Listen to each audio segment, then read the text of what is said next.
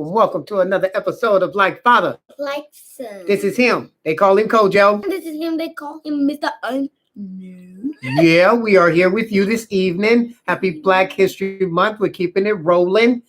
How's everyone doing? Hopefully your day's going good. If it has not gone well, guess what? You can take a moment and you can adjust that right now for the rest of the evening. We'd like to thank our viewers for hanging out with us. It's another day, another evening, another moment of Mr. Kojo, myself, giving information about anything we want to talk about. Yes. We don't really touch on sports a lot because I'm a super meathead when it comes to sports. So I try not to overwhelm my whole life and this show about sports. But we are going to talk about LeBron James in an aspect of his accomplishments outside of basketball.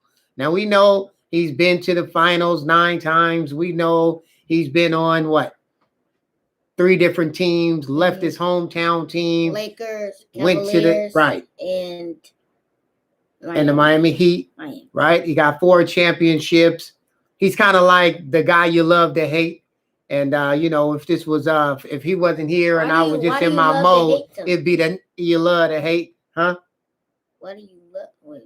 Yeah, don't worry. Why do you love to hate them? He is the guy that you love to hate. Why do you love to and that's hate most. Someone?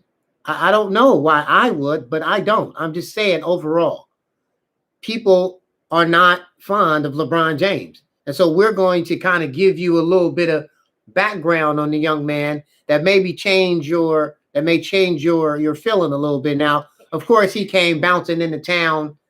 2016, I want to say. And then they battled with the Warriors for year in and year out for the next 4 years, 5 years. How many did they win? And the Warriors won 3 and the Cleveland won 1. So I think Warriors won, then Cleveland won, then Warriors won 2 in a row, if I'm not mistaken. And so for us Bay Areans, he is the guy you love to hate. He's known for complaining and, he's cheating. He's the face of the league. So he gets what he wants, etc. Right. But how can he be the face of the league when it's someone else on the right? But just at the point in time, he's the face of the league, right? He's the most popular. He probably should get most valuable player every year. He has, great accomplishments. Curry, kind of. Exactly. You're right. I hear a lot of Curry. But remember, Curry isn't, he's not as big. He's a smaller guy. Yeah. They would love for him. The moment LeBron leaves, he'll probably be that face. But he's a mild-mannered human. He's not as fiery. But now that he owned one out there with the Warriors, he is. You catching that fire because he don't have his main guy Clay with him, so his intensity is a little higher. But even with that, he's very mild-mannered. So anyway, today we're going to talk about LeBron James and his amazing, outstanding accomplishment. Now, this is outside of the game of basketball because a lot of things that he's done is flat out Black history, straight up.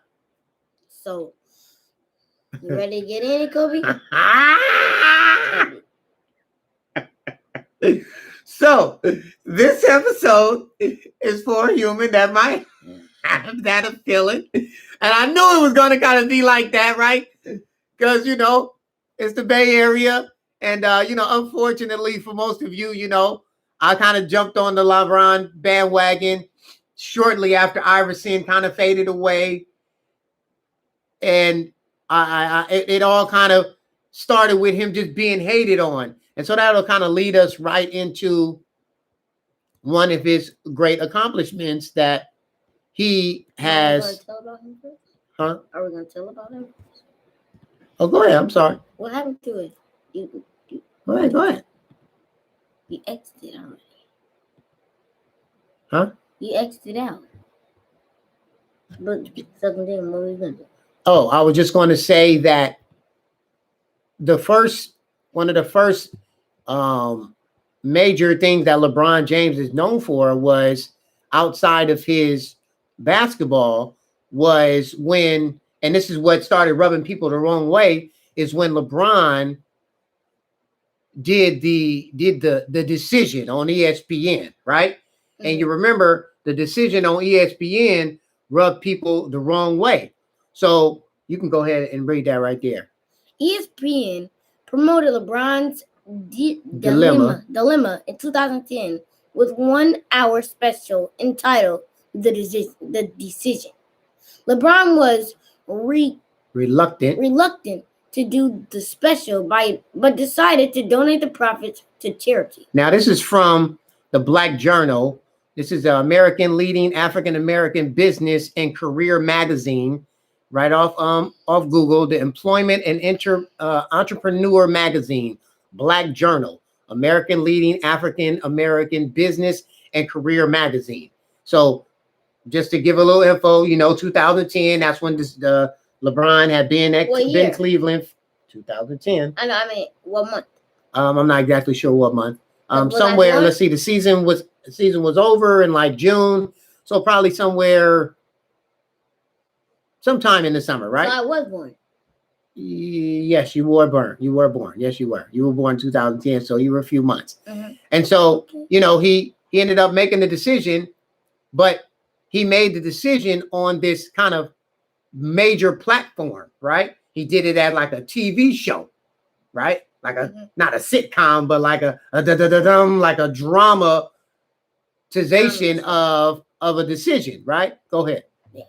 It says, despite some backlash about his disloyalty to his hometown, the money from the special was a big reward because it raised up more than $3 million for charity, and the special was watched by 10 million people.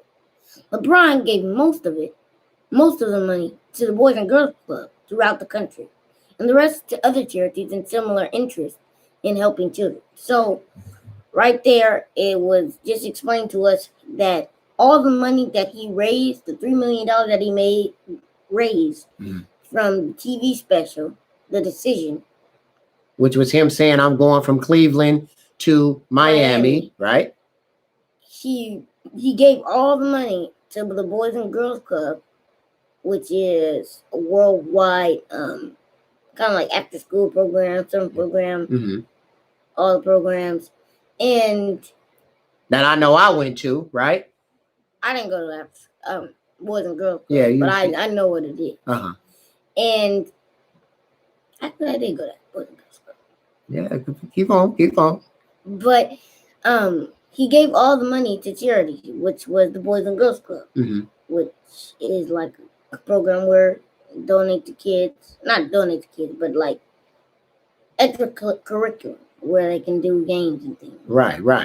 And that's just something that he started, right? So he's done 5 big charities, and we're going to kind of, where he's donated just to kind of expand on what maybe what you don't know, and how he is significant because he is a young man who had a single mother, raised in poverty, urban kid, at-risk kid, found basketball, grew tall in the mother jacker, and was able to flourish and keep all the noise away from accomplishing his goal, his dream. And he is kind of like he's a proud and polarizing figure that you may look at as, I don't like him for this reason or that reason. And that's just like a coworker. When your coworker says, well, that person is horrible. But then if you take the moment to actually get to know that person, you realize that, it's not so bad. You know what I mean? So that's kind of what we're doing because, again, right, that run. It was like what 2015. I want to say 2015, where until like 2018, 19. It wasn't a Bay Arean out here. Richmond, Oakland, San Jose, Hayward. It just all around San Francisco.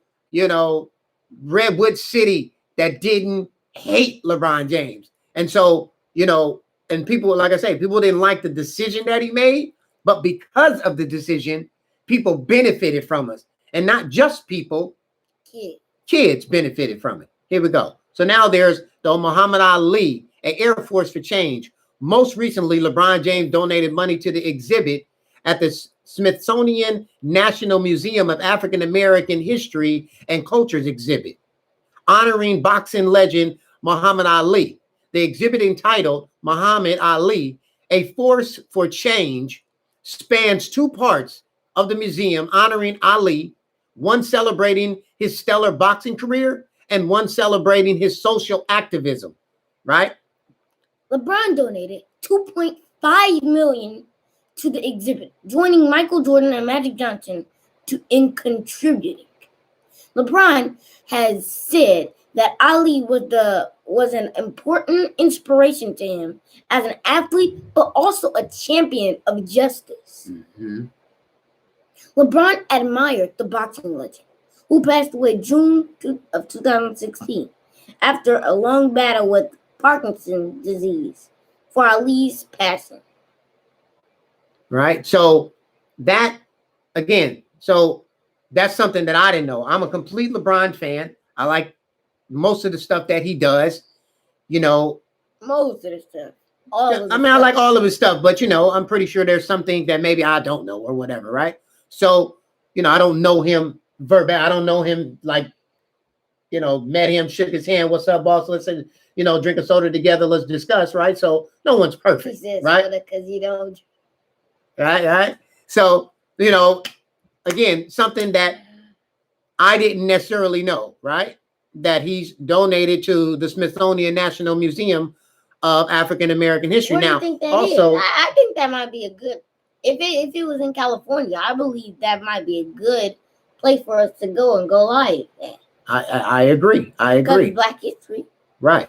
Then what they say, Magic Johnson, right? Michael Jordan, right? They all put up money to for this exhibit, for it to expand and be more, because of the social justice that Muhammad Ali, took a stand for us as people. And so that has led LeBron James in the position of leadership himself, because while things are going on, I was breaking this down the other day, that you got some athletes, for example, you have some white athletes, right?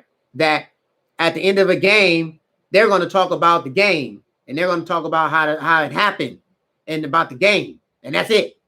And then there are Black athletes who are going to talk about the social justice and, the discrimination and what they don't like and how it's absolutely wrong. And so that in itself is strength. That's power. That's leadership, because he already knows that there's going to be a whole group of people that are not going to like him simply because of that. Exactly. They've said that the whole the beginning of the pandemic and the bubble of the NBA, the numbers were low, and they blamed it clearly on LeBron James, because LeBron James supposedly spoke up about the social justice and the police brutality, the police murders, and how they chose to boycott a game, and it was all blamed on LeBron James. But he wasn't the only one who did it, right? No, he wasn't. But he is the face of the league, and he is the you love to hate.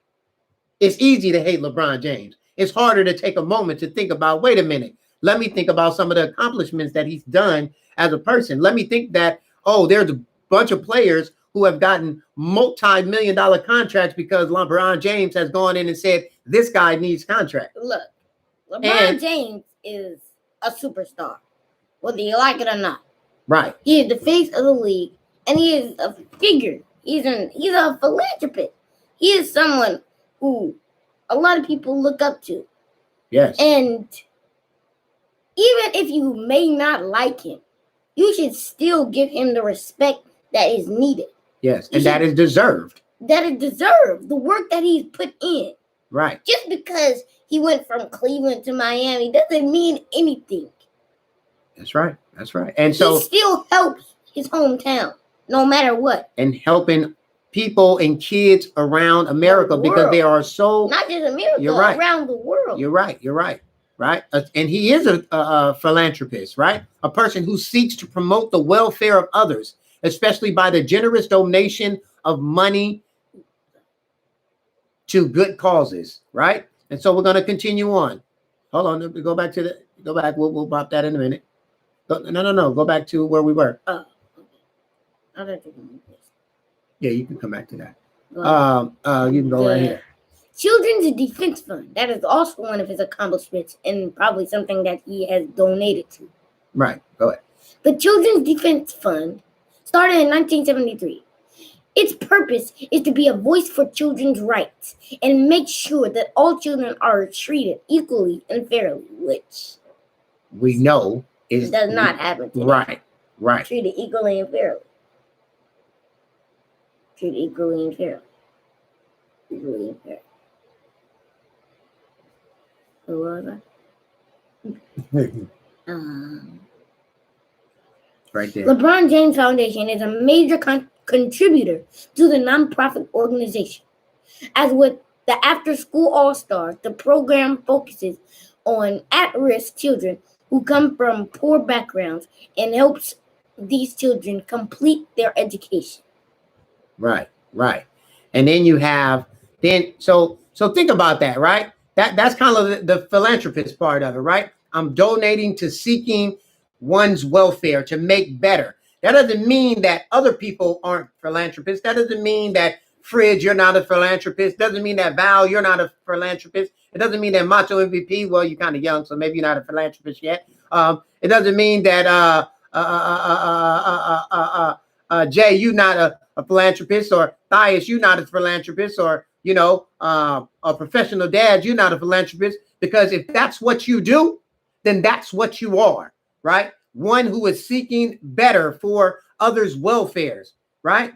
Through major donation. That's just what the definition of it is, right? And he also a humanitarian, concerned with or seeking to promote human welfare. Right. And so we're talking about LeBron James, kind of the you love to hate. And we know that people have been disagreeing with him, and I don't like him. And it's really all based on he gets on the court, he complains. And I'm a LeBron fan, and I feel he complains too. But that doesn't mean that I'm going to change and go against him because, he's what?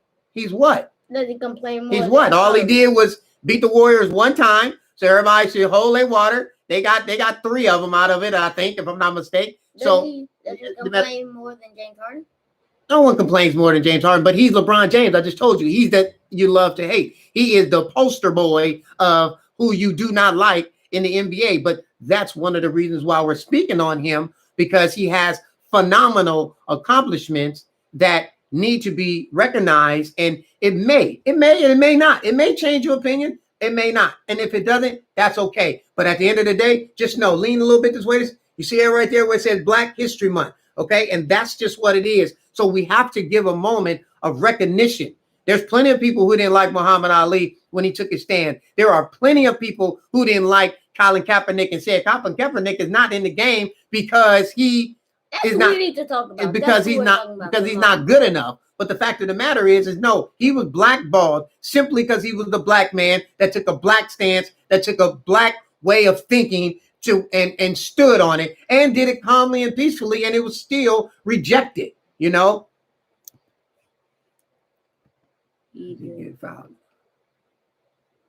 Does he get fouled out a lot? LeBron? No, he don't get fouled out, man. He does get fouled a lot. He does get fouled. He does get fouled a lot. Right. And because he's 6'8", 260, 270, just like Cam Newton. Oh, it's okay if we bust him in the head in a helmet because he's a running back. No, he's a quarterback. Give him his respect. LeBron James, 6'8", he stayed getting fouled and he won his fouls. And hey, if I'm, the face of the league, give me my fouls, right? And so what does that do? It only rubs people the wrong way. So who did he? I think San Antonio people don't like him. There's a whole large portion of people in Cleveland that don't like him, right? Because he left Cleveland, but then they found back in love with him because he won the championship for him, right? But then they fell. And that goes into how great of people we are in general. They burnt the man jersey. The owner pretty much hated him and put it on live. We probably can pull that up on him putting out a statement, like an article or a couple of paragraphs on how LeBron James is this horrible person and how dare it thou, and right, when I can do what I want, right? But it made it seem like, oh, he's just not loyal. He's so horrible for the sport and etc. No, he's doing what he felt he should do for his name, for his brand, for his business, for his success. And he moved on to Miami and he got exactly what he wanted. Success. I go to the championship 4 times. I win 2. I'm happy. I'm satisfied. That's what I want as a human. He's able to make the decision that a lot of us would love to make. And I think sometimes that's what it is. A lot of times people are jealous because people can do what others can't do. Right. And that's okay. But the thing is that if someone in our culture is able to do what we can't do, you in your heart should feel like they accomplished something, not only for themselves, but for their culture. Yes, sir. Yes, sir. Speak it, brother. You shouldn't feel jealous. You should just feel like he came out of a hard situation and he was able to do what we couldn't. And therefore, he's a good person. And he has done something for our culture. He was able to get out of something that a lot of people weren't able to get out of.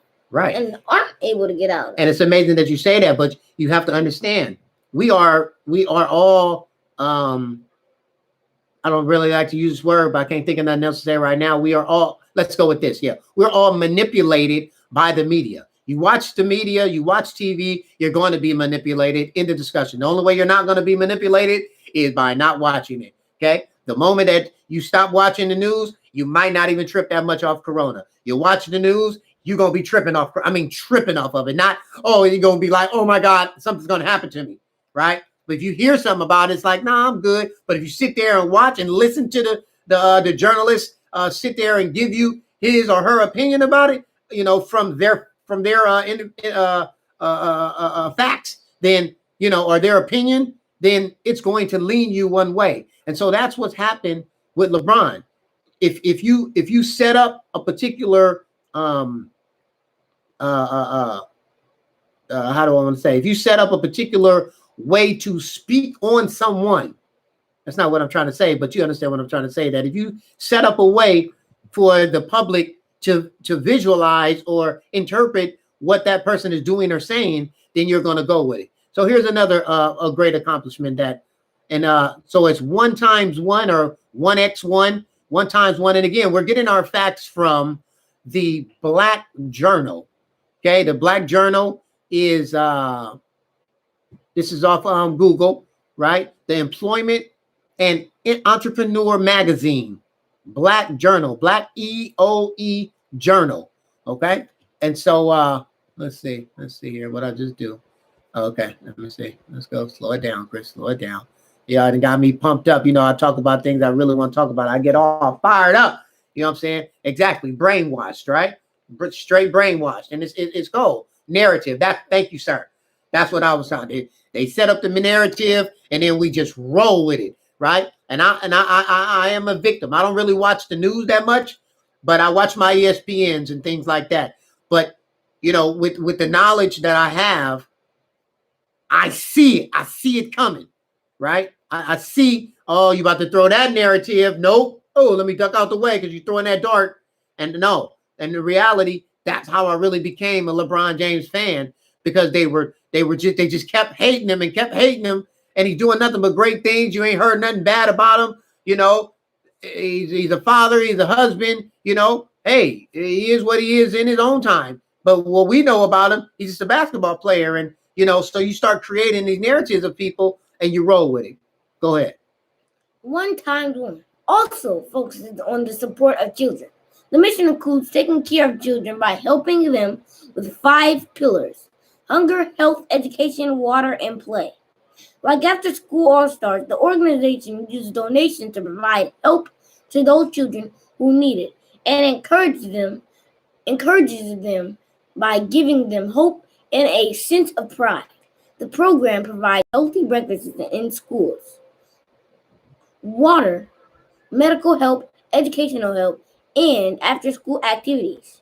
As with most of LeBron's charitable causes, he especially gives back to the children. So 1x1, 1x1 is basically they're all basically the same thing. Right. There are organizations that are out supporting children. They're looking, how can we better children? And not only are we trying to better children, we're also trying to better children that are at risk, that are in poverty, that have family issues. Let's get you some therapy. Let's get more activities for you, not just a ball, so to speak. Let's get some STEM in there. Let's get some reading programs, things to uplift and push for the child. Now, one of LeBron's biggest and most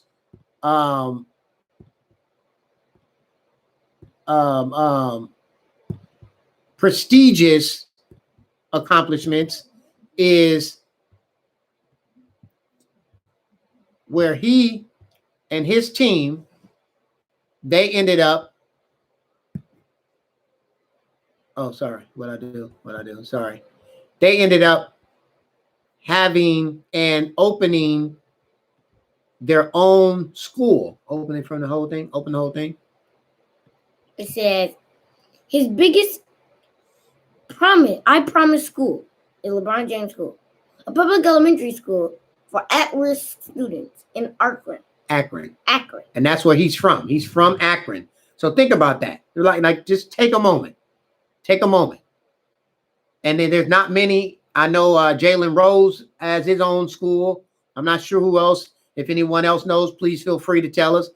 But for him to come from a single household, a single parent household, poverty, money low, going through different situations while trying to grow up. He finds a team. He ends up moving out of his mother's house, living with his coach, just dealing with different trauma in life. Okay? Because we talk about all the time, Frizz, we've talked about it with Professional Dad Spunk about a father leaving, okay, and not assisting with the child. And so LeBron James went through all that a lot of us have gone through, and he did not freaking forget. He didn't forget so much that he said, I'm going to open my own damn school because I can. That is major. I don't care what nobody says. I don't care what nobody thinks. That in itself, if you think about, I don't like LeBron James, you take a moment.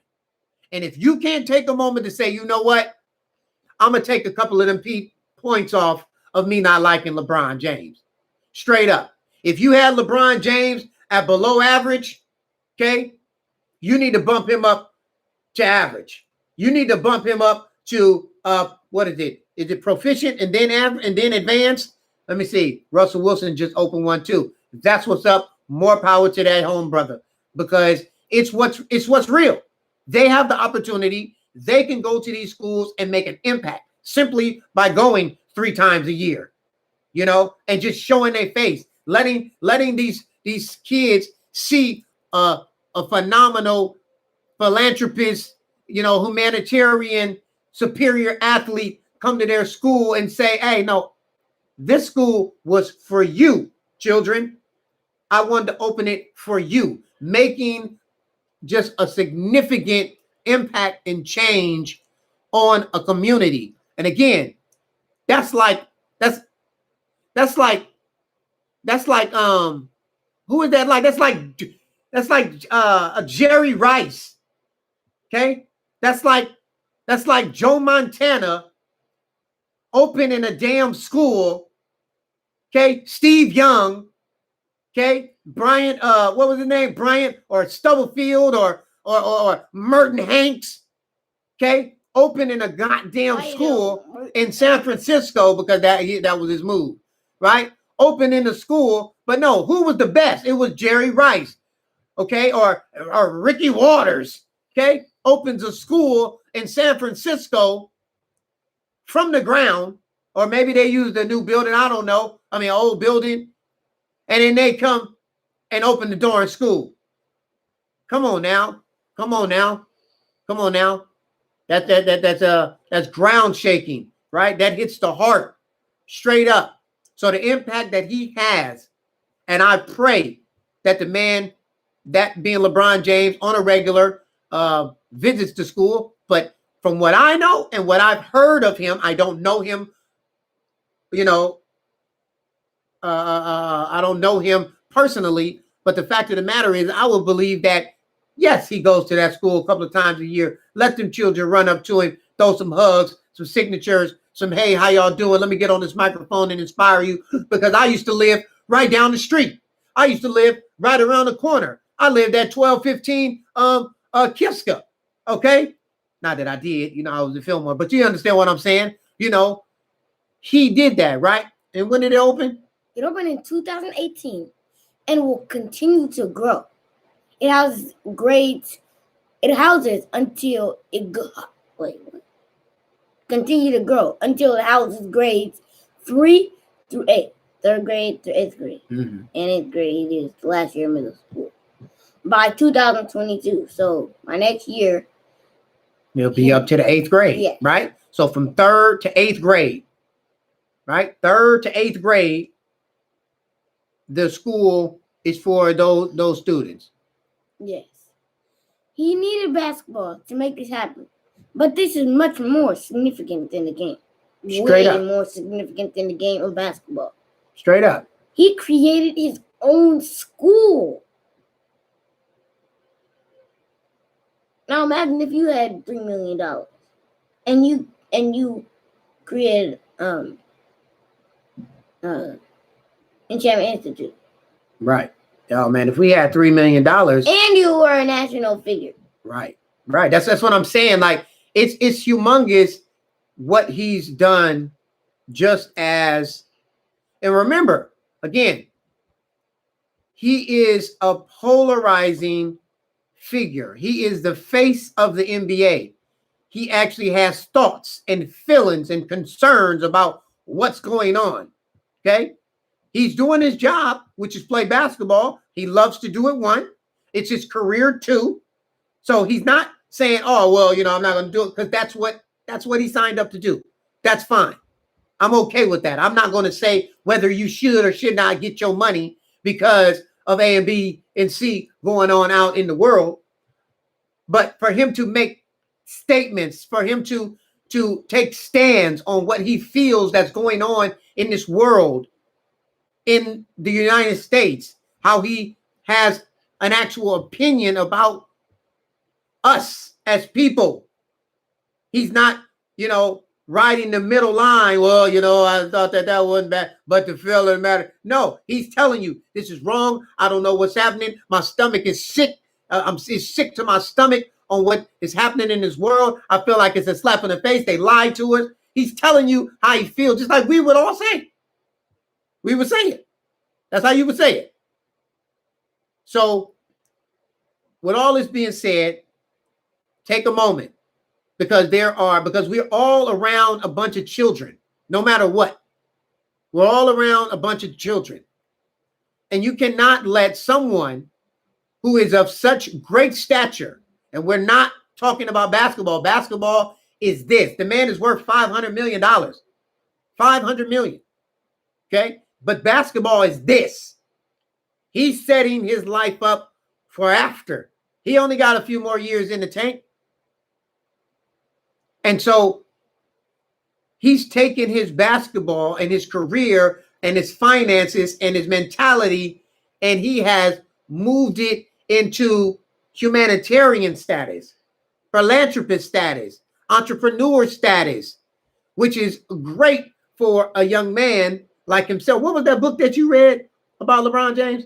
The Making of a Billion-Dollar Athlete. And if your son ain't read that book, have him read that book. Fridge, if you know somebody. Portia, if you know somebody. Val, if you know somebody. Jay, if you know somebody. Thias, if you know somebody. 24/7, if you know somebody. Have a kid read that book. What's the name of the book again? The Making of a Billion-Dollar Athlete. The Making of a Billion-Dollar Athlete.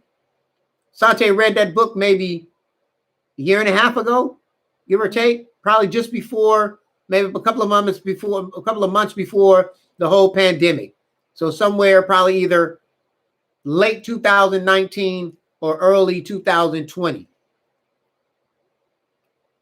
And the reason I had him read it is because the man is a great human, and we need to respect and honor in the aspect of not to hate him, not to be all caught up in, oh, I idolize him.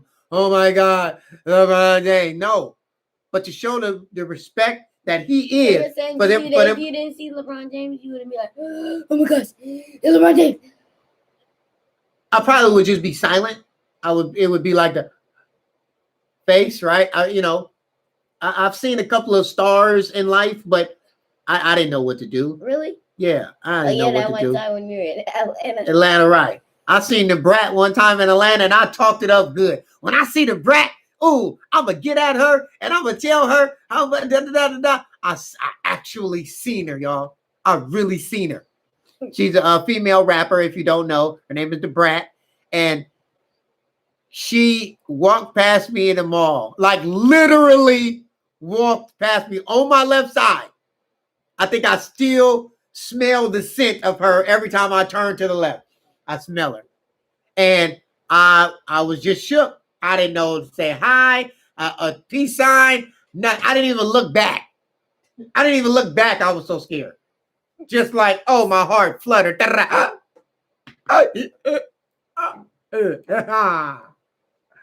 And then I seen what was baby girl from Who's the Boss? The mama from Who's the Boss?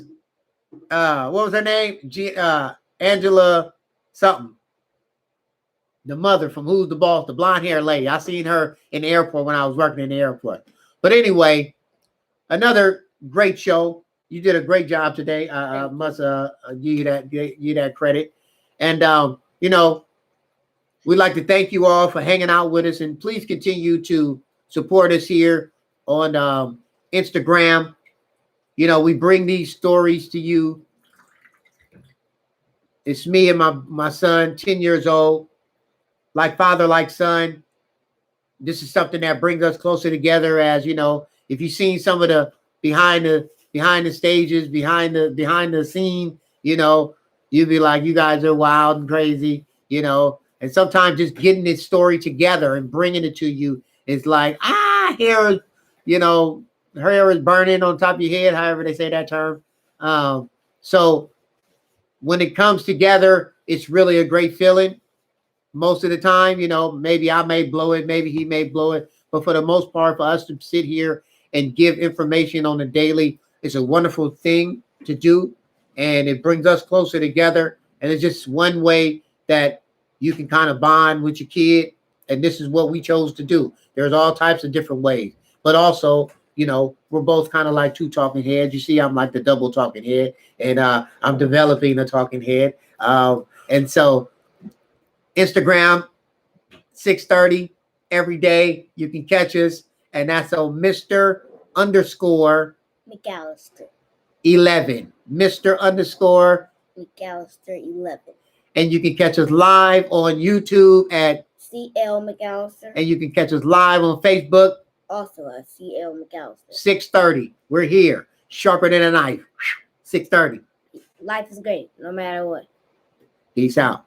Peace, peace, peace, peace, peace, peace, peace, peace, peace, peace, peace, peace.